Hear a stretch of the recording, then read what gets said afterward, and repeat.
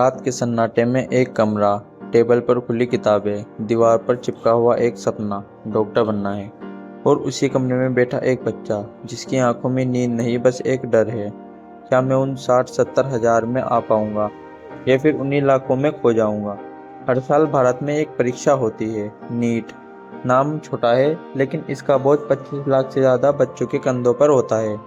25 लाख सपने, 25 लाख कहानियाँ, लेकिन मंजिल सिर्फ कुछ हजार सीटें। सुबह के 9 बजे परीक्षा केंद्र के बाहर भीड़ उमड़ी हुई है। माता पिता की आंखों में उम्मीद और बच्चों के चेहरों पर तनाव। कोई आखिरी बार नोट्स देख रहा है, कोई आसमान चुपचाप देख रहा है, जैसे खुदा से एक इशारा मांग रहा है। पेपर शुरू होता है और उसी पल लाखों दिल एक साथ धड़कने लगते हैं। यह सिर्फ एक एग्ज़ाम नहीं है, यह एक दौड़ है जिसमें हर कोई भाग ले रहा है, लेकिन जीतने वाले गिने चुने हैं। करीब 25 लाख छात्रों में से सिर्फ 60 से 70 हजार ही सरकारी मेडिकल कॉलेज में सीट मिलती है। यानी हर 100 में से लगभग 2-3 बच्चे ही मंजिल तक पहुंच पाते हैं। बाकी 97, उनके लिए ये सफ़र यही खत्म नहीं होता, बल्कि फिर से शुरू होता है। कोचिंग के कमरे, जहां हर दीवार पर टॉपर्स की तस्वीरें लगी होती है, लेकिन उन तस्वीरों के पीछे छिपी होती है हजारों अनसुनी कहानियाँ। उन बच्चों की जो हर साल कोशिश करते हैं लेकिन हर बार थोड़ा और टूट जाते हैं। एक बच्चा जिसने 2 साल से घर नहीं देखा, हर दिन 10 से 12 घंटे पढ़ाई, हर टेस्ट के बाद खुद को जज करना, और फिर भी रिजल्ट के दिन उसका नाम लिस्ट में नहीं होता। उस दिन सिर्फ एक रिजल्ट नहीं आता, बल्कि एक सवाल जन्म लेता है, क्या मैं फेल हो गया।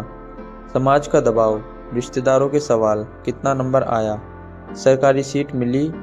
ये सवाल धीरे धीरे एक बोझ बन जाते हैं जो किसी किताब से ज़्यादा भारी होता है। और फिर कुछ कहानियाँ ऐसी होती है जो कभी पूरी नहीं हो पाती।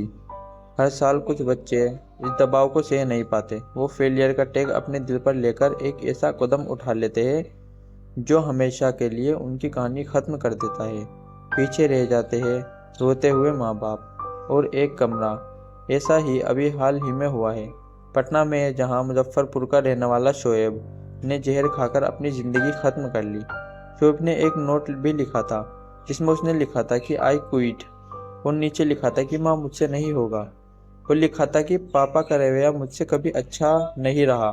मैं उनसे प्यार की उम्मीद करता रहा और उन्होंने मुझे हमेशा जलील किया। एक बच्चा क्यों अपने माँ बाप से प्यार नहीं पाता, सिर्फ एक एग्ज़ाम में पास ना होने की वजह से। कब तक ऐसे ही बच्चे अपने माँ बाप से प्यार के लिए तरसेंगे। क्यों माँ बाप ये नहीं सोचते कि उनका बच्चा घर से दूर रहकर कैसे फेलियर से लड़ता है। लेकिन क्या सच में वो बच्चे फेल थे, या फिर हम सब एक ऐसी व्यवस्था का हिस्सा है जहाँ एक एग्ज़ाम को ज़िंदगी से बड़ा बना दिया गया है। सच ये है, नीट सिर्फ एक रास्ता है, मंजिल नहीं।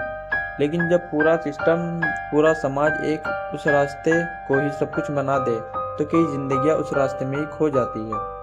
हर साल लाखों बच्चे फिर से उठते हैं, फिर से किताब खोलते हैं, फिर से में सपना देखते हैं। कुछ जीतते हैं, कुछ फिर से हारते हैं, लेकिन ये सिलसिला चलता रहता है। ये कहानी सिर्फ टॉपर्स की नहीं है, ये कहानी उन लाखों की भी है जो हर साल कोशिश करते हैं, गिरते हैं और फिर से उठने की कोशिश करते हैं। क्योंकि असली हिम्मत सिर्फ जीतने में नहीं होती, बल्कि हार के फिर से खड़े होने में होती है। और शायद सबसे बड़ा सवाल यही है, क्या हम अपने बच्चों को ये सिखा रहे हैं कि एग्ज़ाम ही उनका पहचान है, या ये कि ज़िंदगी में रास्ते कई हैं और हर रास्ता एक नई शुरुआत हो सकता है। क्योंकि एक रिजल्ट किसी की पूरी कहानी नहीं लिख सकता, लेकिन एक गलत सोच कई कहानियों को अधूरा छोड़ सकती है। तो सभी माँ बाप से यही रिक्वेस्ट है कि अपने बच्चों को यह मत सिखाए कि अगर मैं नीट में पास नहीं हुआ तो कुछ नहीं होगा, और उन पर इतना बोझ न डाले कि वे गलत कदम उठाने पर मजबूर हो जाए। उनको समझे, और अगर उनसे नहीं होता तो उनको समझाए कि ऐसा नहीं है कि इसके बिना ज़िंदगी नहीं है।